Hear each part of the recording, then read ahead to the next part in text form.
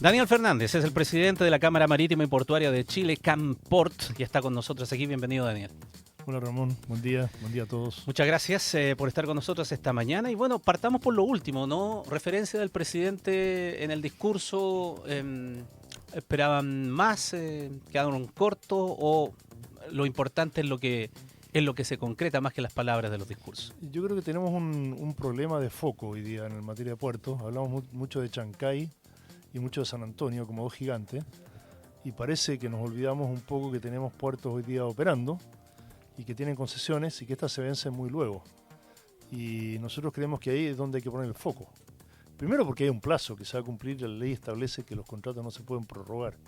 Estamos hablando de concesiones de privados en puertos estatales que se hicieron hace más de 20 años y que implicaron inversiones de más de 2.000 millones de dólares en el periodo en el sector, ¿no es cierto? Entonces, eso es lo que nosotros hemos llamado la atención. Valparaíso ha avanzado, pero el resto de los procesos licitatorios no se conocen los proyectos, no se han enviado a base al Tribunal de Libre Competencia, sabemos que las tramitaciones son complejas, no se han llegado a acuerdos con comunidades, hay judicialización, entonces por eso hemos estimado que entre 5 y 7 años son los plazos de realización de estos proyectos. Entonces es bastante alarmante que no haya avance en esa materia. 5 o 7 años, o sea, estamos ahí, porque estamos en el 25, o sea, si esto es hasta el 2030, si no se apura el paso, ¿es la visión que tienen ustedes, es que estamos ya retrasados? Por supuesto, piensa usted, Ramón, que nosotros, el 29 de diciembre de 2029, ¿ya? Tiene que salir el actual concesionario, el 1 de enero del 2030 tiene que entrar un nuevo concesionario. Y eso en Iquique, en Valparaíso, en uno de los terminales de San Antonio, Puerto Panul, que es un terminal granelero, y en San Vicente. Y sobre esos proyectos, recién en San Vicente hay incipientes trabajos, algunos estudios, y los otros no. Entonces, si uno mira lo que se han demorado los proyectos en Chile, se da cuenta que no vamos a llegar. Entonces, nuestro llamado ha sido, por favor, pues esto es una acción del Estado. O sea, los privados no pueden hacer nada en los puertos estatales que el Estado no decida. Y por tanto el llamado es, apúrense, ahí los inversionistas están disponibles, ¿no es cierto? Los operadores están disponibles, pero se necesita ir rápido. Ahora, ¿cuál ha sido la respuesta de la autoridad ante esta preocupación que ustedes han manifestado? Nosotros hemos visto a través de la prensa una respuesta que dice que no hay atraso. Yo no sé cuál es el calendario que el gobierno, el Ministerio de Transporte en este caso, tiene respecto a los proyectos. Sospecho que es muy optimista. O sea, no vemos cómo o sea, ojalá estemos equivocados, pero no vemos actividad.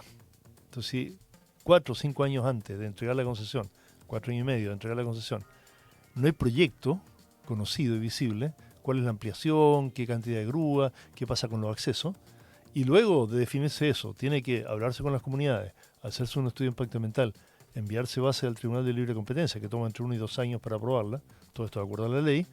No vemos los plazos. Ojalá estemos equivocados.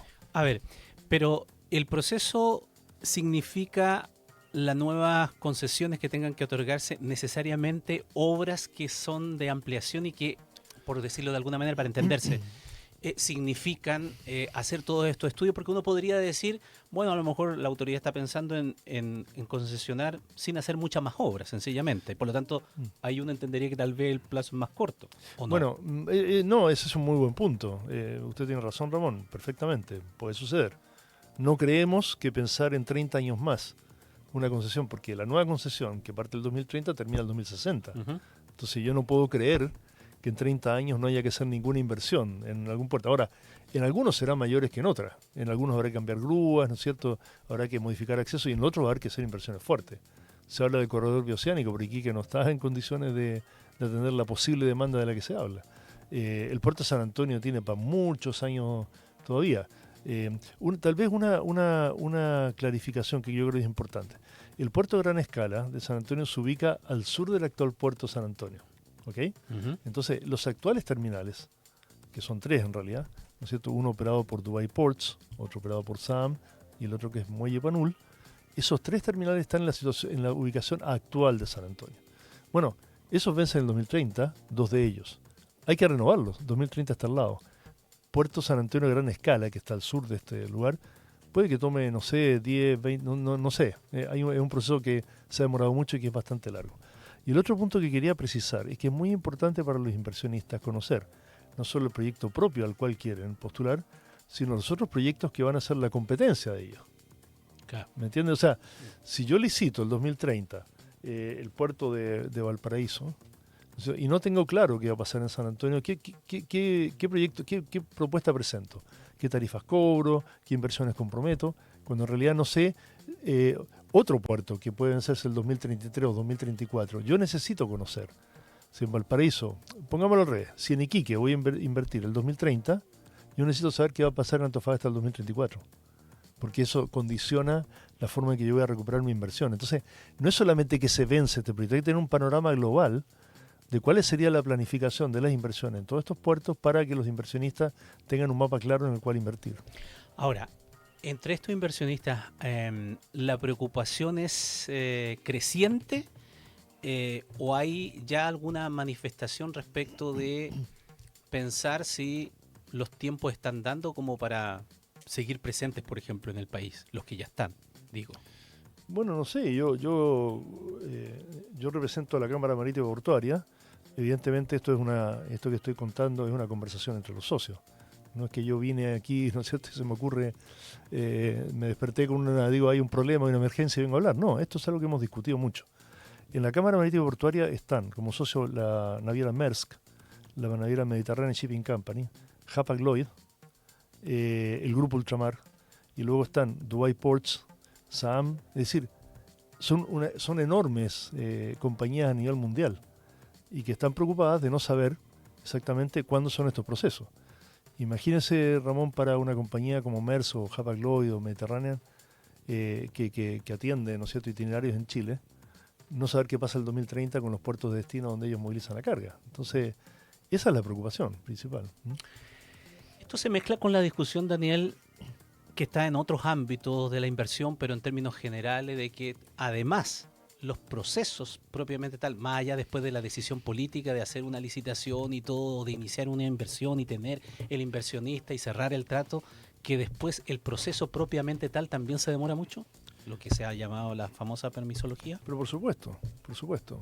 Piensa usted que el Terminal 2 de Valparaíso, el famoso TCVAL, o el Terminal Cerros de Valparaíso, simplemente la compañía australiana que abandonó el proyecto. Y el estudio de impacto ambiental todavía no termina, y tiene rebotes, y tiene judicializaciones. Por lo demás, existen estas ONG cuyo origen de destinos no se conoce, de recursos, perdón, no se conoce. Nosotros hemos planteado que la ley debería aclarar cuál es el origen de los fondos que se entregan a la ONG, muchas de ellas que bloquean, incluso lo declaran públicamente, su capacidad de bloquear proyectos por años. Entonces, por eso ese calendario que yo hablo de licitación entre 5 y 7 años, considera eso. Aquí en el cuadro que tengo es un año y medio para el estudio de impacto ambiental y prácticamente otro año y medio de judicialización del estudio de impacto ambiental. Y esto optimista. Ya, ese es un escenario optimista, eso le voy a decir. Por supuesto. Es muy optimista. Digamos, ese es un tiempo, comillas, normal o rápido. Sí, es un porque puede durar mucho más. Yo supongo que, no sé, estas son empresas estatales que tienen un interés en que inviertan privados, bueno, harán una actividad diferente, no sé, generalmente las empresas estatales logran más fluidez en los estudios de impacto ambiental y por eso suponemos esos tiempos, pero viene la ingeniería, viene, como le dije, la aprobación de las bases, la licitación misma, supóngase usted que no hay interesados o pasa algo, se declara desierta, hay que llamar de nuevo, entonces es un proceso, yo creo que es muy optimista decir que toma 4 años, de nuevo, ojalá estemos equivocados, pero más equivocados estaremos mientras antes empiece el proceso. Por tanto, por favor, que definan las condiciones en que van a licitar. Daniel, estaba viendo aquí algunas cifras, ¿no?, respecto de la inversión que se ha hecho durante estas últimas décadas. Y me corrige si estoy equivocado, pero la inversión total asciende a más de 2.000 millones de dólares. Uh-huh. La inversión del Estado es de 215 millones de dólares. Pero el 50% de las inversiones totales se efectúan en un periodo entre el 90 y el 97. Entonces, a mí me pareció interesante esa cifra porque una cosa es mirar el número global y otra cosa es mirar el momento en que más se hace. Entonces, uno puede tener mucha respuesta allí y decir, oye, no hay mucha intención en el último tiempo, las cifras lo muestran porque la mayor inversión está hace no sé cuánto tiempo atrás. Otra respuesta puede decir es que lo que pasa depende de la base de comparación, porque a lo mejor nuestros puertos eran de tan mala calidad que en un primer momento, y en esos primeros años se necesitó una gran inversión y era otro Chile, otro momento, etcétera. ¿Cuál es la realidad? Lo último que usted dice, Manuel, es correcto. Ramón, perdón, es correcto. Efectivamente, lo que pasa es que antes existía la Emporchi, que era una sola empresa que manejaba los 10 puertos estatales que todos conocemos. El año 97 se hizo una modificación a la ley, cambió la ley de Emporchi, y se transformó en 10 empresas estatales con la obligación de concesionar a privados en la medida que se necesitaran inversiones. ¿Okay? Entonces, al cambiar la ley, hubo un impulso muy fuerte. Además, en ese momento fue cuando se concesionaron los terminales, por 30 años. Entonces, lo que muestra la cifra, evidentemente, el primer ciclo de concesiones. A medida que los concesionarios terminan su concesión, no van haciendo inversiones, prácticamente. Y luego vendrá un nuevo ciclo de concesiones, que es el de ahora, donde se harán las inversiones teniendo en perspectiva los próximos 30 años. Por lo tanto, justamente en estas nuevas licitaciones uno debiera ver allí un aumento de la inversión precisamente por eso. Sí, y una precisión. En estricto rigor, la ley de la cual nos tocó participar en su origen tiene 30 años que son 20 más 10. Es decir, el concesionario compromete una inversión y unas tarifas, ¿no es cierto?, por 20 años y luego puede ofrecer una ampliación, digamos, marginal o pequeña para 10 años más. Y ahí entonces, si es de satisfacción del puerto estatal, se le extiende la concesión por 10 años. Eso ha ocurrido en todos los terminales, en todos. Por lo tanto, los primeros 20 años una inversión muy fuerte y los segundos 10 años inversión un poquito más pausada, pero ha habido inversión al fin. El único que resta por digamos, obtener los 10 años adicionales es el terminal que opera Dubai Ports en San Antonio. Ellos pueden extender por 10 años más y que la empresa portuaria está satisfecha con las inversiones que ellos proyectan hacer. Este tema se ha hablado mucho y creo que lo dijo Daniel al comienzo, al pasar, ¿no? Hablemos del tema de los plazos, de las concesiones que se vencen, etcétera, porque ahí hay que hacer el foco. Y no tanto la preocupación con el puerto de Chancay, ¿no?, que se ha hablado muchísimo. Pero se habla mucho porque de alguna manera uno lo relaciona, ¿no? En el término de velocidades, de inversiones, precisamente de trabas burocráticas que puede haber más o menos en uno u otro país. En definitiva, en la competitividad que se tiene con un actor relevante también en el Pacífico como es Perú. Independiente de lo de Chancay, que insisto, se ha hablado muchísimo, y otras veces usted también ha hablado de eso, referente al tema más global. Esto, por ejemplo, de las concesiones, esto de las renovaciones, esto de las trabas burocráticas, esto de las licitaciones, comparativamente con Perú, ¿cómo estamos? Bueno, mal. La verdad es que Perú, la rapidez con que se aprueban y se hacen los proyectos es realmente bien increíble. Ahora, también es cierto que a veces hay... Claro, yo, por ejemplo, si usted me pregunta a mí y yo estuviera del lado, ¿no es cierto?, de un gobierno en materia de políticas públicas, si yo le entregaría en exclusividad por 50 años una operación del puerto más importante del país a una empresa china, yo no lo haría. No porque fuera China en particular, pero no lo haría, porque encuentro que hay un riesgo, hay una asimetría en la negociación eventual regulatoria a futuro. De hecho, pasó que en Chancay, cuando hubo un cambio de gobierno, el nuevo gobierno dijo, bueno, esto vamos a hacer unas licitaciones y Chancay va a competir dentro de Chancay con otra empresa. Los chinos dijeron, no, retiramos la inversión, simplemente. Y se aprobó una ley en una semana en el Parlamento que le dio la exclusividad nuevamente a esta empresa. Entonces, es cierto que es más rápido, no sé si es más bueno. Pero quedó medio amarrado uno, más que claro, medio amarrado. Creo que hay un término medio. Nosotros tenemos que apurarnos mucho más. Eso es el primer punto. Ahora, el otro tema relevante que usted plantea es la competitividad. Aquí dicen la competencia entre puertos. No, si la competencia no entre puertos, entre países.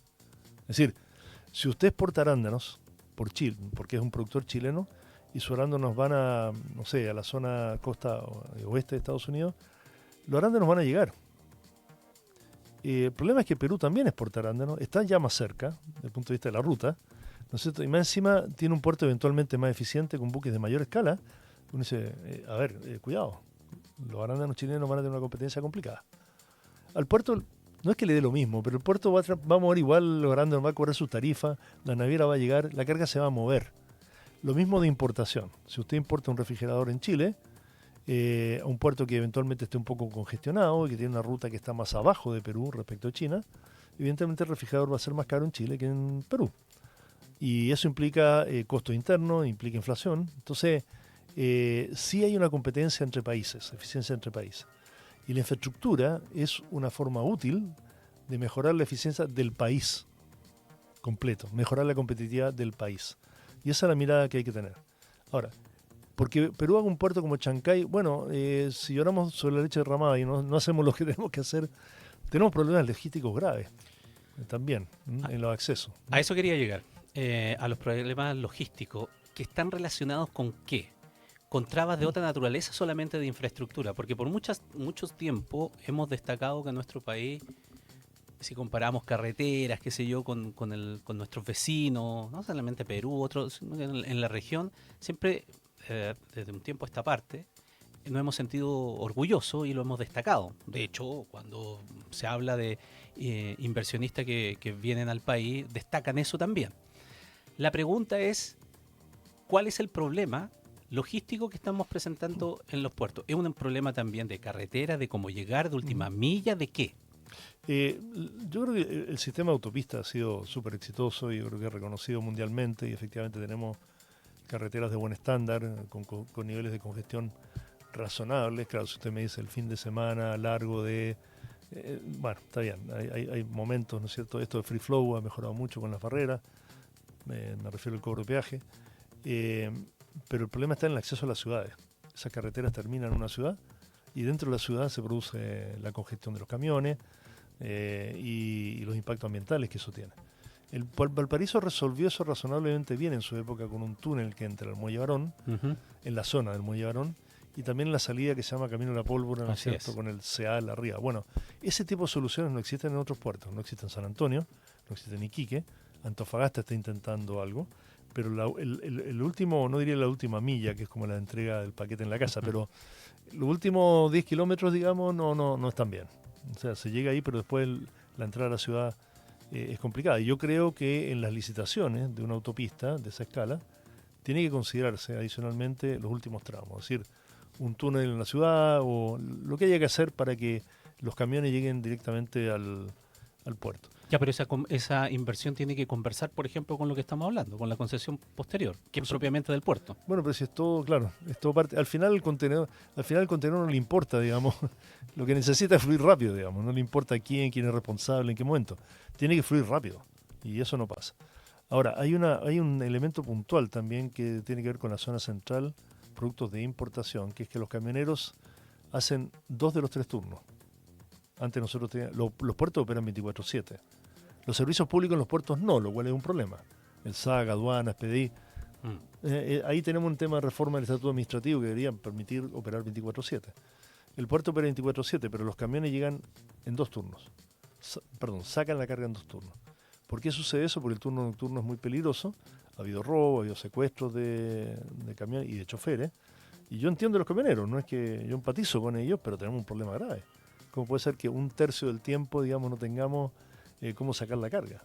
Entonces es un tema de seguridad. Eso sucedió desde la pandemia y el conflicto social y no se ha recuperado. Entonces ahí hay un tema de gestión que es muy importante hacer y que mejoraría la eficiencia significativamente. ¿Cuánto precisamente, ya que toca el tema, cuánto ha golpeado el tema de la seguridad al sector? Porque es un tema extendido, lo sabemos, es una de las principales preocupaciones ciudadanas en este instante, pero desde el punto de vista productivo, en los puertos hemos hecho notas, reportajes en televisión y todo aquello, denuncias de robo, asalto a camioneros, y yo no sé si eso se ha ido enfrentando en la visión con la urgencia que se requiere desde como ustedes lo ven. No, la verdad es que no ha mejorado mucho y no solo es en los puertos, también en los depósitos. Ha ocurrido en los depósitos, llega una banda armada con rifle o metralletas, digamos, a tomar control del sitio, ¿no es cierto? Y llevarse contenedores enteros. Luego está el dateo de contenedores, contenedores que traen productos de alto valor que son conocidos de alguna manera por el mundo del crimen organizado y luego secuestrados, o llevados, o robados. Y también sabemos que hay apoyo de drones. Entonces, aquí nos falta mucho. O sea, el crimen organizado realmente tiene una eficiencia y una cantidad de recursos enorme que no se compara realmente con las policías. Y eso es peligroso y es muy preocupante. Muy bien. Quisimos, a partir de la preocupación por las licitaciones, también abordar otros temas del sector, sin duda, para un sector productivo tan importante como es el de las exportaciones, del comercio exterior nuestro, de nuestra capacidad portuaria, Por eso lo hemos conversado esta mañana aquí en Doble Clic con Daniel Fernández, presidente de la Cámara Marítima y Portuaria de Chile, Camport. Muchísimas gracias, Daniel. Gracias, Ramón, y a todos.